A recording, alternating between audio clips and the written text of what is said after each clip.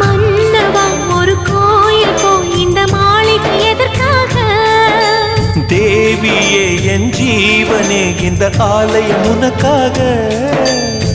வானில் ஒரு புயல் மழை வந்தால் அழகே என்னை எங்கனம் காப்பாய். கண்ணே உன்னை என் கண்ணில் வைத்து இமைகள் எனும் கதவுகள் அடைப்பேன்.